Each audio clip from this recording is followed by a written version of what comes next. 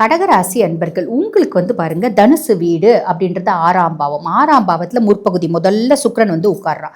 பொதுவாக இந்த சுக்கிரன் வந்து பார்த்தீங்கன்னா 6ஆம் பாவத்தில் மறையிறது அப்படின்றது விசேஷமா அப்படின்னா விசேஷம் கிடையாது அப்படின்னு தான் பொதுவாக சொல்லுவாங்க. பொதுவாகவே வந்து பாருங்க 3, 6, 12 இதெல்லாம் மறையிறது விசேஷம் இல்லை. அது வந்து சம் சார்ட் ஆஃப் நெகட்டிவ் எஃபெக்ட்ஸை ஏற்படுத்தும் அப்படின்னு சொல்லுவாங்க. ஆனால் பொதுவாக வந்து பாருங்க, உங்களுக்கு வந்து சுக்கிரன் வந்து பெருசாக வந்து பகையா அப்படின்னா சமமான கிரகம், உங்களோட ராசியாதிபன் சந்திரனுக்கு சமமான கிரகம். ஆக பெருசாக வந்து நெகட்டிவ் இம்பேக்ட் கிடையாது. அதுக்கும் மேலே அவள் வந்து 4 மற்றும் 11க்கு அதிபன். அதாவது சுக தாயார் ஸ்தானத்துக்கும் அவன் தான் அதிபன், அதே மாதிரி லாபஸ்தானத்துக்கும் அவன் தான் அதிபன். சரி, இந்த காலகட்டம் சுக்கிரன் 6ஆம் பாவத்தில் மறையிறான் அப்படின் போது நிறைய பேருக்கு வந்து பார்த்திங்கன்னா ஹெல்த் ரிலேட்டட் காம்ப்ளிகேஷன்ஸு, கடன், தினசரி வேலை செய்யறதுல நம்மளுக்கு கொஞ்சம் வந்து பார்த்திங்கன்னா சிரமம் அப்படின்றது இருக்கும்.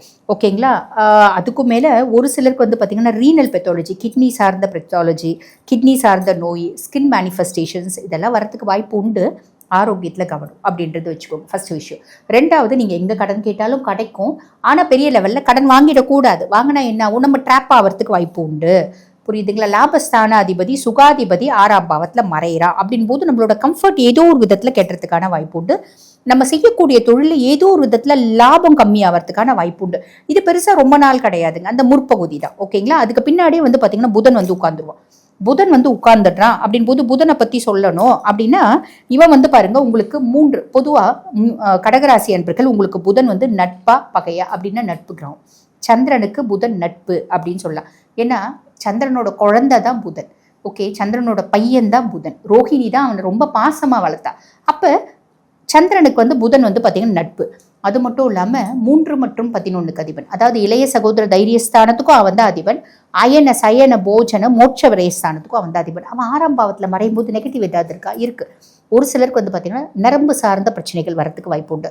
ஆனால் இந்த கடனை அடைக்கிறது, அதே மாதிரி பார்த்தீங்கன்னா தினசரி வேலை வந்து நம்மளுக்கு கஷ்டமாகிறது, அதெல்லாம் வந்து யோசிக்கிறோம் அப்படின்னா புதன் வந்து சேர்ந்த பின்னாடி இந்த லக்ஷ்மி நாராயண யோகம் 6ஆம் பாவத்தில் வேலை செய்யுமா? மைல்டாக வேலை செய்யும். ஆனால் புதன் வந்து சேர்ந்த பின்னாடி புதனோட டாக்டிக்ஸ் அங்கே வேலை செய்யும். என்ன பண்ணுவீங்க? கடகத்துக்கு பெருசாக டாக்டிக்ஸ்க்கு தெரியாது. கடகம் வந்து பாருங்க, கூடி கூடி உறவாக பழகக்கூடியவங்க, அன்பாக இருக்கவங்க, அஃபெக்ஷனேட்டாக இருக்கவங்க, அப்படிப்பட்ட பர்சன் தான். இவங்களுக்கு டாக்டிக்ஸ்லாம் பெருசாக தெரியாது. ஆனால் இந்த காலகட்டம் நீங்களும் கொஞ்சம் சாதுரியமாக மாறுவீங்க. எப்படி? அது சில நேரங்களில் சில மனிதர்கள், பிளானட்ஸ் தாங்க நம்மளை வந்து ஆட்டி வைக்கிறாங்க. நம்ம வெறும் பொம்மைகள் அப்படின்னு தான் சொல்லலாம்.